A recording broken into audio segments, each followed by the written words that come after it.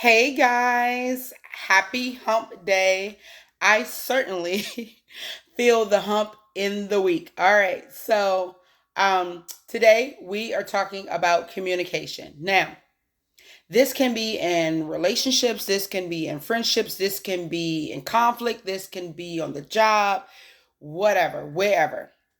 The point is that a lot of times people think communication is them expressing what it is that they feel the need to tell the other person, what they think the other person should know, and all of that sort. And guess what? That is a part of it. But the majority part of communication comes in to address concerns of the other person. And I know we aren't taught that, but it is true. So, effective communication has a balance to it.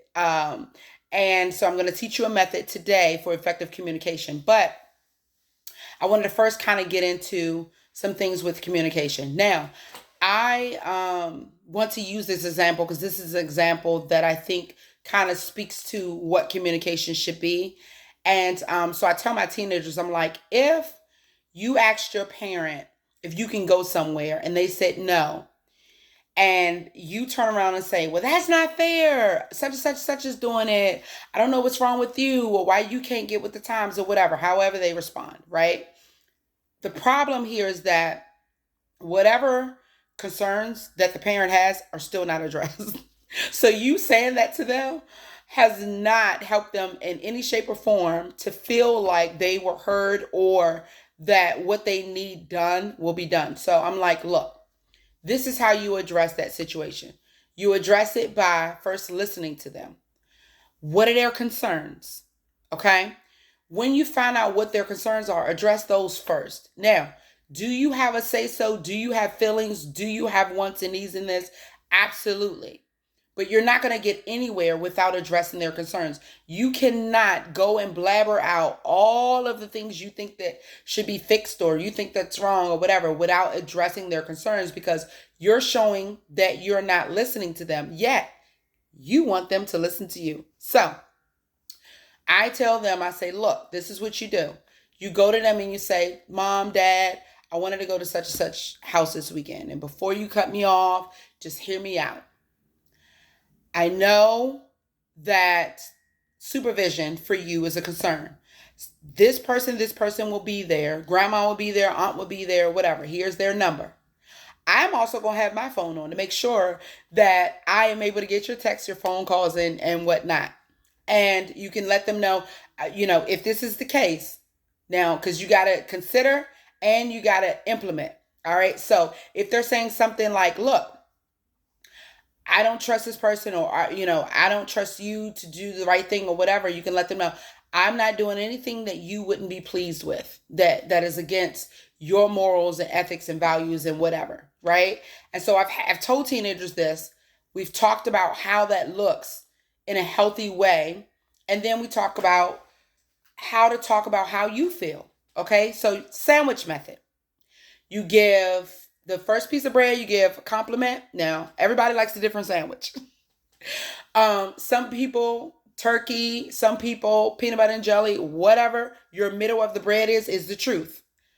One of my children like mayonnaise sandwich. I'm like, wow, what are you doing? Where's the meat? But anyway, um, so the middle is the truth, and then the other piece of bread at the bottom is a compliment. So when you're listening to somebody, when you're communicating with somebody, you're first listening for their concerns. You're addressing their concerns. You're going back over them with what you heard them say. So what I heard you say was X, Y, and Z. And then you're addressing their concerns. And then that middle piece is how you feel. What's going on with you, and using that example for teenagers, you can say something like, hey, you know what? Right now, for me, my friends are a big deal. And I know that you want me to have friends. I know that you want me to have healthy friends. So, I'm trying to have this balance and maybe, I need your help to make sure that the friends that I have are healthy, or I at least would like for you to give my friends a chance or whatever it might be in the middle. And then, the bottom piece of bread is another compliment. Again, I know that I'm living in your house and I know you want the best for me and I respect you and I'm grateful that we have this relationship. And I'm just asking that you also give me a chance and give me an opportunity to prove to you that I can make good decisions, whatever that looks like, in terms of that conversation. So, sandwich it, okay? Communication is addressing the other person's feelings and concerns and listening. So, not listening to respond, but listening to understand what they're actually saying and act like you care. I was gonna say give a hoot, but act like you care about what they're saying. Like really listen to them and make sure that you understand their heart. It's called heart talk for a reason. Make sure you understand their heart and listen to them and come up with a compromise.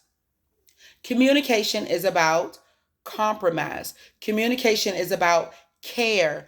Communication is about concern. So if you're walking away from conversations, even when you do the sandwich method and you're not getting any of that, I call it non fruitful. I will say in a minute, this conversation is not fruitful. I'm not, I'm not fitting it. I'm not going to argue with you. I'm not fitting to sit here and do that.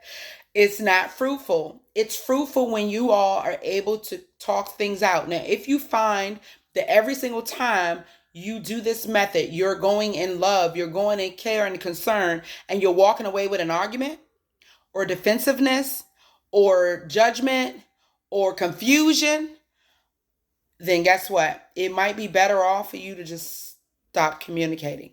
Okay?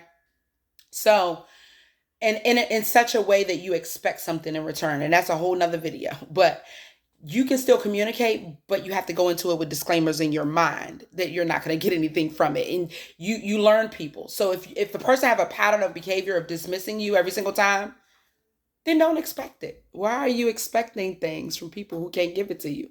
All right. So that's another video for another day. I love you guys. Be blessed. Christian therapy, communication, y'all.